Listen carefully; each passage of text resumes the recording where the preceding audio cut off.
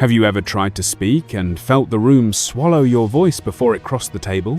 You choose a story carefully, you reach for warmth, you add a joke to keep the edges soft, and halfway through, someone checks a notification, a chair scrapes, the moment thins.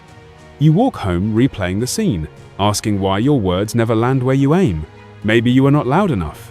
Maybe you lack the spark other people seem to carry by accident. But what if the problem is not volume at all? What if the problem is weight? Words without weight float. Words with weight settle. The difference is not charisma, it is presence. Presence is a stillness that gathers attention the way gravity gathers dust. Slowly, quietly, inevitably. It cannot be faked. It is carved in private and revealed in public, a discipline more than a performance.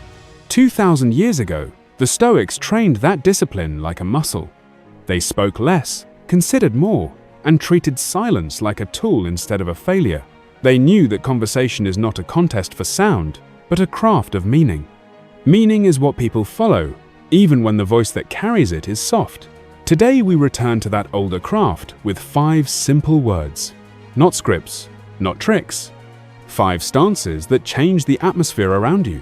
Say them with sincerity and you will not need to chase attention. Attention will find rest in your presence. The first word is the hinge of wisdom and the doorway of curiosity. Maybe.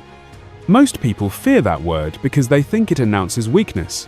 They want to look certain, decisive, immune to doubt. So they answer fast, perform confidence, and seal their sentences like doors that admit no air.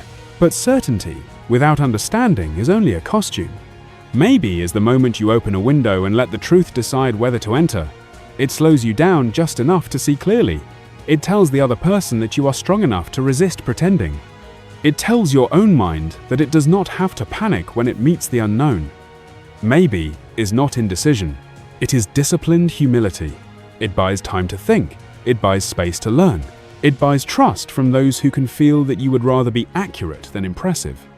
In a world trained to reward outrage and speed, that restraint feels like a storm passing. You can hear the ground again. Use it in small moments. A friend offers an idea that collides with your plan, maybe. Walk me through it. A colleague asks for a verdict you cannot give yet. Maybe. Give me the details. A stranger makes a claim that would normally trigger your reflex to argue, maybe. What makes you see it that way? You have not surrendered the right to decide. You have surrendered the urge to dominate. The difference is everything. People are not attracted to noise. They are attracted to the feeling that the ground beneath them is steady. Maybe steadies the ground. It signals that you can hold tension without cracking, that you can let questions breathe, that you are not owned by your first reaction. Those who meet you in that space will mirror your patience. You will watch arguments dissolve into dialogue because somebody chose to unclench the fist of certainty. Inside that unclenching there is dignity, and dignity is magnetic. Perhaps you worry that this softness will make others walk over you. It will not, because softness is not surrender when it is chosen. It is a gate you keep with intention, not a door left open by accident.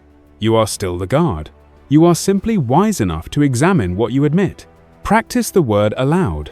Feel your jaw loosen as you say it. Feel your shoulders drop. Feel the mind widen. Let the sentence hang for half a breath longer than usual. In that half breath, you become someone people trust. Trust is rare. Trust is heavy. Trust is what keeps words from floating away.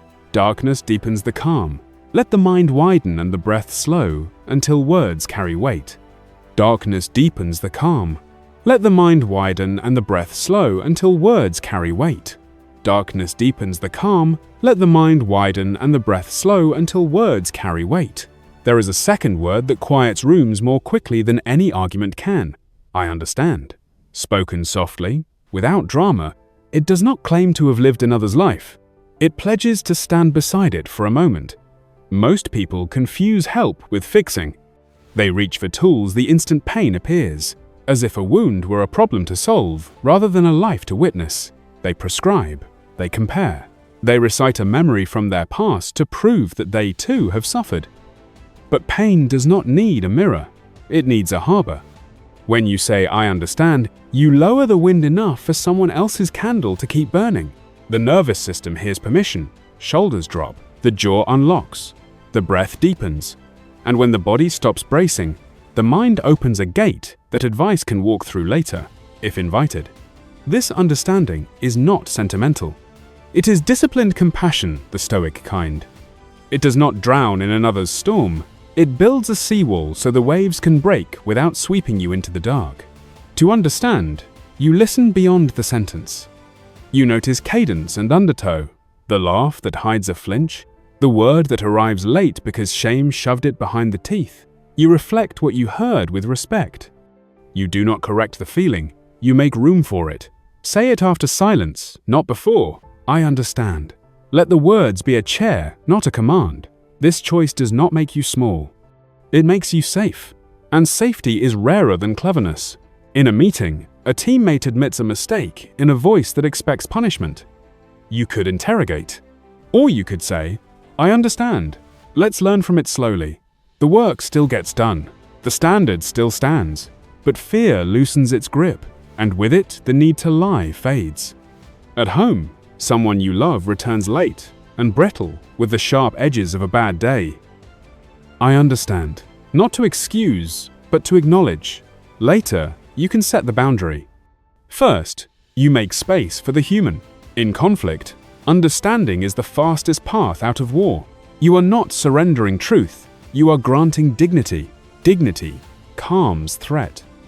Threat calmed is reason restored. Reason restored is where solutions live.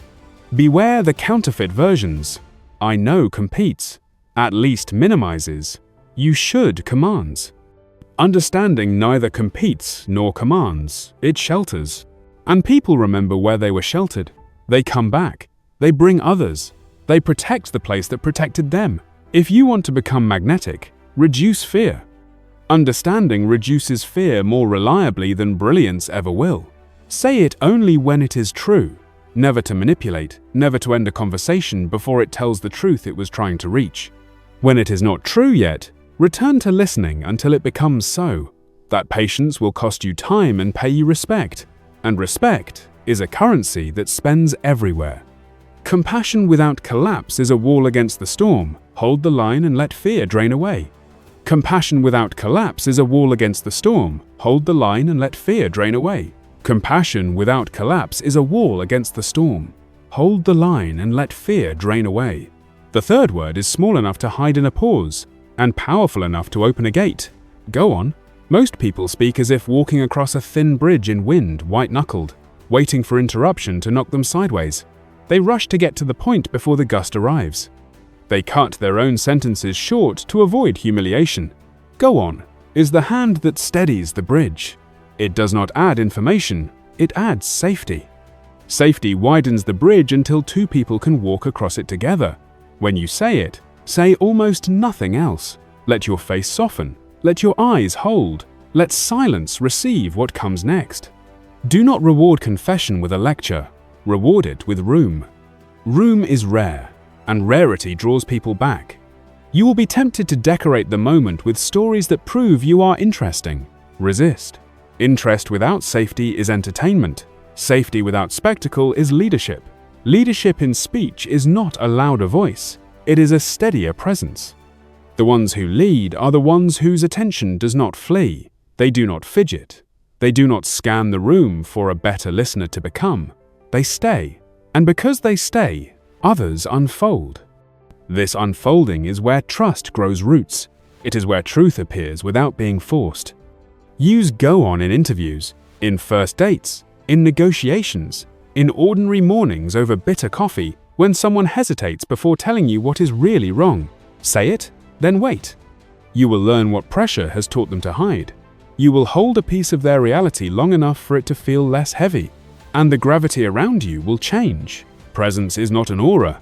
It is repeated proof that your attention is a shelter, not a trap. When people learn that their words are safe with you, they will entrust you with their plans, their fears, their names for the things they cannot yet admit.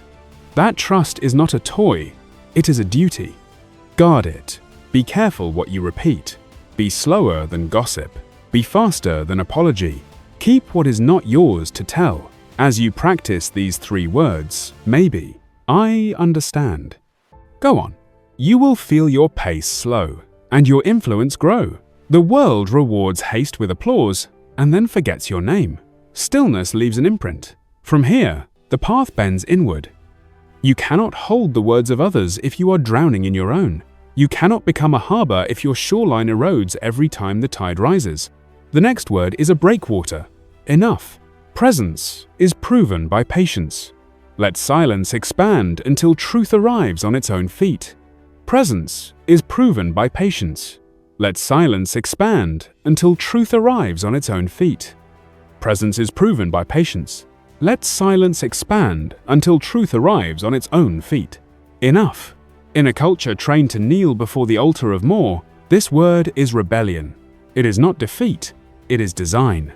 It marks the edge where peace begins, the line beyond which you refuse to trade your life for applause. Ambition without wisdom becomes hunger that consumes the hand that feeds it. Enough is the rope you throw to yourself when the river of endless chasing drags you toward the falls. Say it to your calendar. Enough meetings that perform work while stealing focus. Say it to your cart. Enough purchases to upholster an emptiness that cannot be furnished. Say it to your mirror. Enough bargaining with your worth. Contentment is not the enemy of excellence.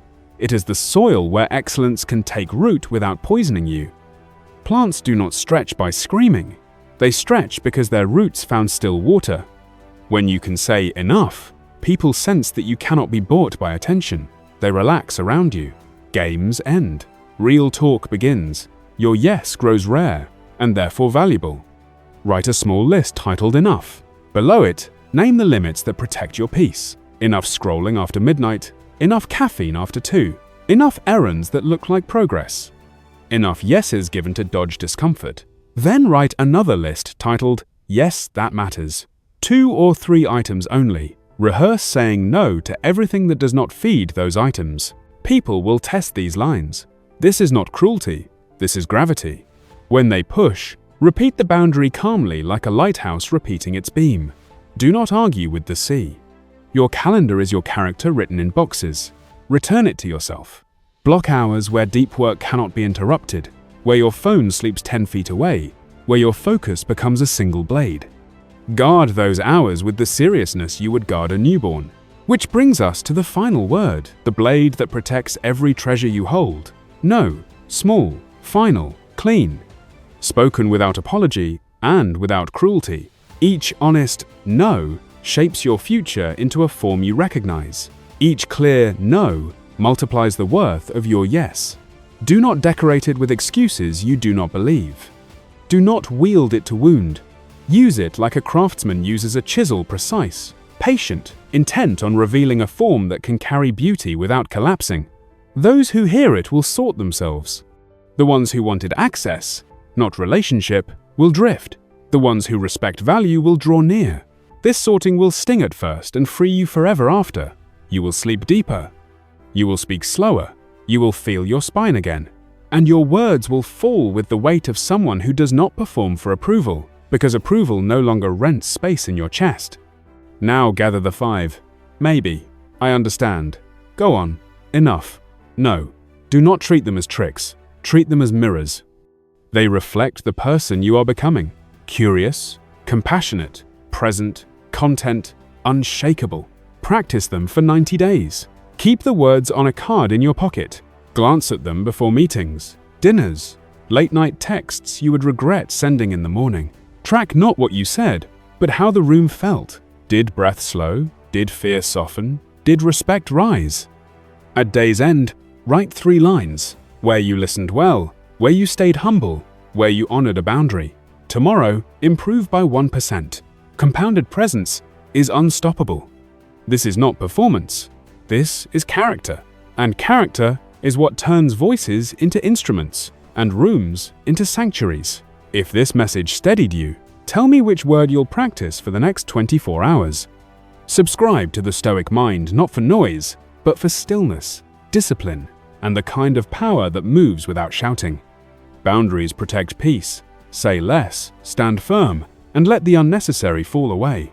Boundaries protect peace. Say less, stand firm, and let the unnecessary fall away.